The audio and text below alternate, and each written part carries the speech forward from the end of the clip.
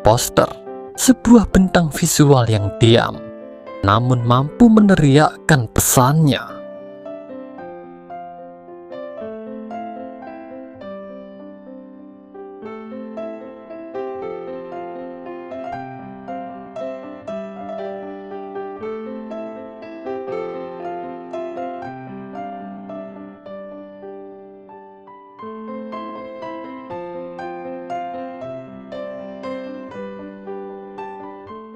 Semuanya dimulai dari brief.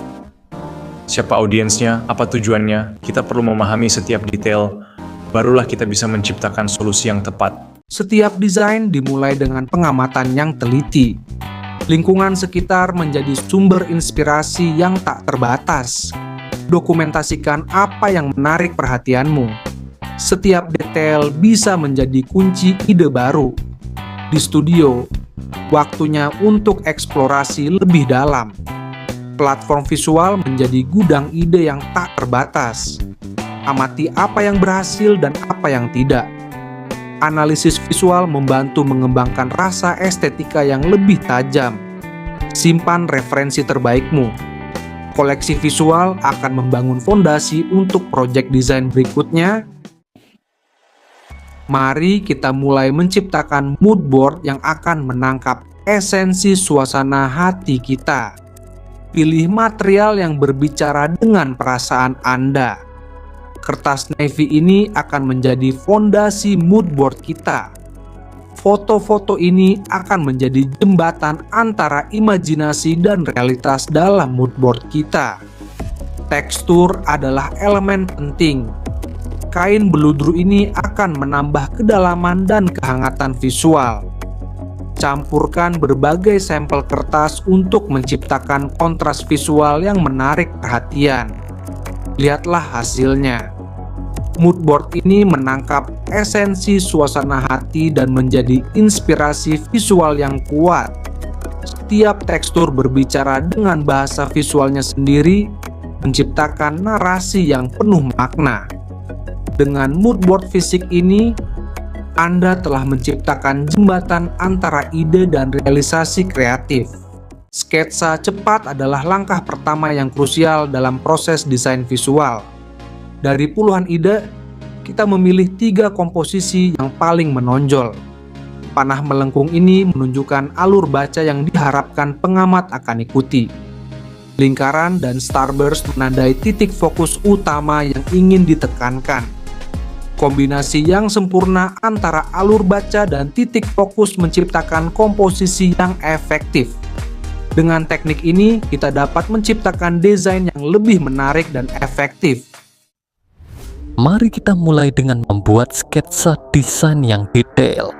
Garis tebal digunakan untuk judul utama yang perlu menonjol. Garis tipis digunakan untuk subteks atau konten utama. Tambahkan sketsa gambar untuk memperkaya visual desain. Organisir layer dengan rapi untuk memudahkan pengelolaan desain. Tentukan hierarki tipografi dengan jelas untuk membangun komposisi yang efektif. Software hanyalah alat yang membantu mewujudkan ide-ide kreatif Anda. Langkah pertama dalam desain digital adalah menentukan ukuran dan resolusi yang tepat. Ukuran A3 sering digunakan untuk proyek desain yang memerlukan ruang kerja yang lebih luas. Resolusi 300 ppi adalah standar untuk cetakan berkualitas tinggi. Mode warna CMYK diperlukan untuk proyek yang akan dicetak secara profesional. Dengan pengaturan yang tepat, kini Anda siap untuk mulai menciptakan desain yang luar biasa. Mari kita mulai dengan membangun kerangka desain yang fundamental. Langkah pertama, aktifkan penggaris dan buat garis panduan horizontal. Lanjutkan dengan garis panduan vertikal untuk membentuk grid bab 4 yang sempurna. Dengan grid ini, Anda memiliki dasar yang kuat untuk desain responsif dan profesional. Tipografi adalah suara poster yang berbicara dengan pengunjung. Setiap font memiliki karakter dan emosi yang berbeda. Tracking mengatur jarak antar huruf untuk keterbacaan optimal. Reading mengatur jarak antar baris untuk keseimbangan visual. Batasi penggunaan font maksimal 2-3 jenis untuk konsistensi visual yang baik. Warna memiliki kekuatan untuk membangun emosi dan mempengaruhi persepsi penonton. Gunakan teori warna dasar untuk menciptakan harmoni visual yang bermakna.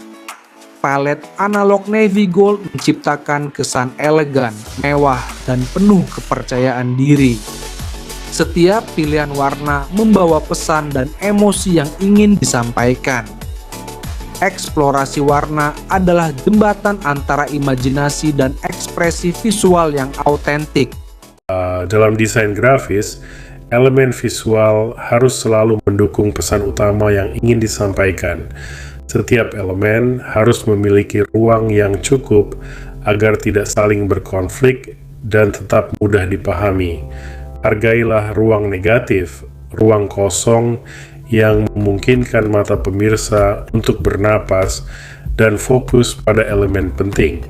Perbandingan ini menunjukkan bagaimana integrasi yang baik dan ruang negatif menciptakan desain yang lebih profesional dan estetis. Dengan memahami prinsip ini, Anda dapat menciptakan desain yang tidak hanya menarik, tetapi juga efektif dalam menyampaikan pesan. Mari kita lihat perbedaan antara desain yang rapi dan tidak rapi menggunakan prinsip JREP. Pertama, alignment. Semua elemen harus memiliki garis pandang yang jelas. Kedua, proximity. Kelompokkan elemen yang saling berhubungan. Ketiga, kontras. Buat perbedaan yang jelas antara elemen penting. Keempat, repetisi. Gunakan konsistensi dalam font dan gaya desain. Dengan prinsip crop, desain Anda akan menjadi lebih profesional dan mudah dipahami. Review adalah bagian kritis dalam setiap proses kreatif. Setiap detail harus diperiksa dengan teliti. Cetak proof menjadi langkah penting untuk melihat desain dalam format fisik. Dari jarak yang tepat, kita bisa melihat keseluruhan komposisi dan keseimbangan desain. Coba lihat dari sudut lain. Kadang, pantulan memberi perspektif baru yang tak terduga. Dengan review yang ketat, kita memastikan setiap karya mencapai standar premium yang diharapkan. Setiap desain yang dibuat membutuhkan proses finalisasi yang teliti, proses cetak offset, memastikan kualitas warna dan detail yang sempurna. Inspeksi kualitas dilakukan dengan peralatan profesional untuk memastikan hasil terbaik. Setelah lolos inspeksi, desain siap untuk diaplikasikan di lingkungan nyata. Desain yang baik adalah desain yang berkomunikasi dengan audiensnya. Di dunia yang penuh persaingan, setiap langkah Anda menentukan perbedaan. Ketika dunia menatap dan Anda memahami maknanya, itulah saat Anda telah mencapai puncaknya. Bergabunglah dengan yang terbaik, jadilah bagian dari legenda. Kita tunggu kedatangan Anda. Kita mengarsipkan bukan untuk nostalgia, tapi untuk mengingat. Setiap desain adalah percakapan dengan waktu. Dan seperti semua percakapan bermakna, dampaknya bertahan lebih lama dari kata-katanya. Dari konsep ke cetak, dari cetak ke memori. Poster mungkin lapuk, tapi percakapan yang dimulainya terus bergema. Mentoring bukan transmisi data, ya transfer bahasa. Bahasa melihat, bahasa merasa, bahasa memecahkan masalah visual. Pengetahuan yang hidup bukan di buku teori, tapi di gerakan tangan yang mengajarkan dan tangan lain yang menerima lalu melanjutkan. Dan ketika bahasa itu diadopsi, ia berkembang dalam aksen yang unik. Kadang kita perlu mundur untuk melihat lebih jauh. Setiap cerita berakhir, ruang baru terbuka, dan cahaya pagi menyinari halaman baru.